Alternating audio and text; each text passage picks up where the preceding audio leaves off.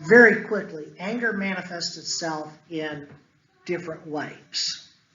And I think we all understand the explosive kind of anger. I want to go to Jeremiah. Jeremiah chapter 17. And in Jeremiah chapter 17, I want us to look very quickly at verse 9.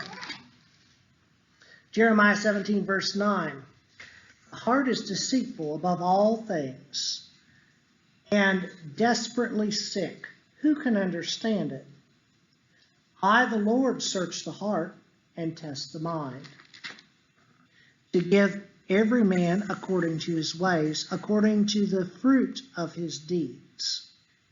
You see, guys, unless our heart is fully given to God, there's not really much hope for us. Because God's not interested in the person who can control the outward appearance. So that's the problem with the scribes and the Pharisees. In Matthew 23, in today's Bible reading, Matthew chapter 23, one of the things Jesus chastises them about is they're capable of controlling the outward appearances. He says they're like whitewashed tombs. Outwardly, they're beautiful. Okay, maybe I'm slightly retarded. Kate will tell you I am. I love to walk through old cemeteries. It's one of my favorite places to go, to look at the stones.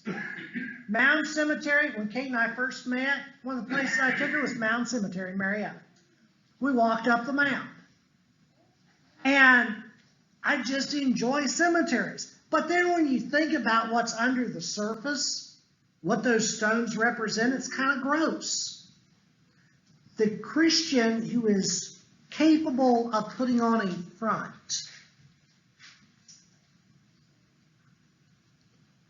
but not having a change of heart, is no better than the scribes and the Pharisees.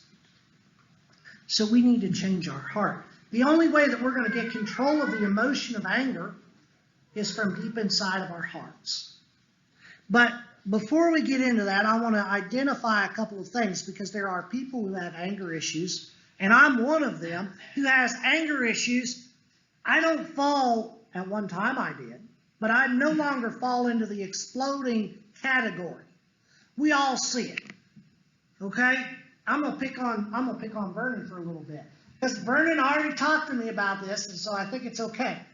Vernon's one of those guys that someone will come in wailing. One of his brothers or sisters, they'll just come in, oh, tears are streaming down their face, and what happened? Vernon hit me.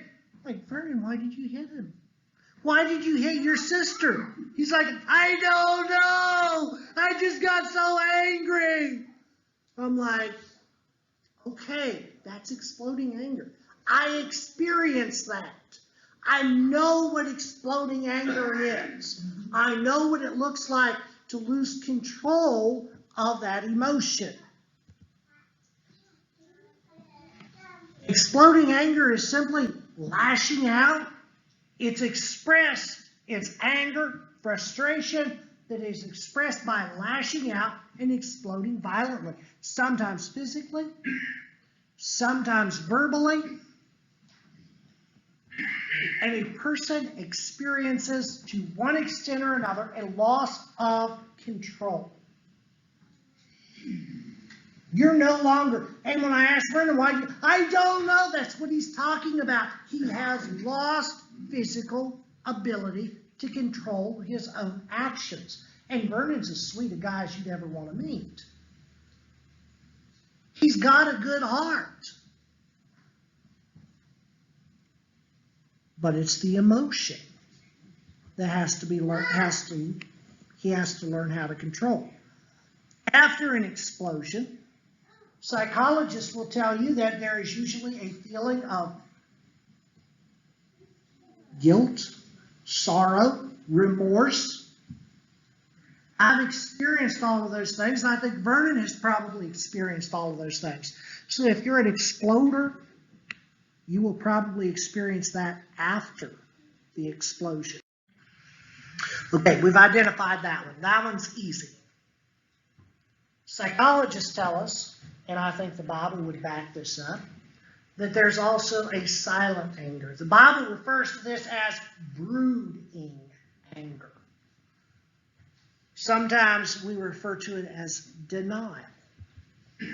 See, I call it denial because silent anger, people who become silently angry, oftentimes deny that they are angry. They deny the emotion the right to explode, but it still stays inside of them. Okay? Their expression of anger is not exploding, but rather it's a shutting down.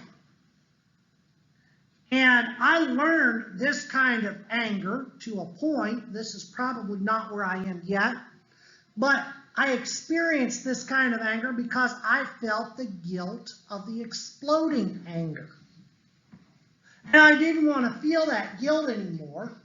And so I felt that if I could keep it inside of me, I didn't have anger issues, which is not true. We express anger by shrinking into ourselves in these cases. And we bottle it up and hold it inside of our heart. We're mad, we're upset, but we don't demonstrate it where others can see it. Most people who have this have trained themselves to be this way. It's a knee-jerk reaction, like I said. It's a knee-jerk reaction because we don't want to experience the explosion and then feel the remorse and the guilt associated with the explosion.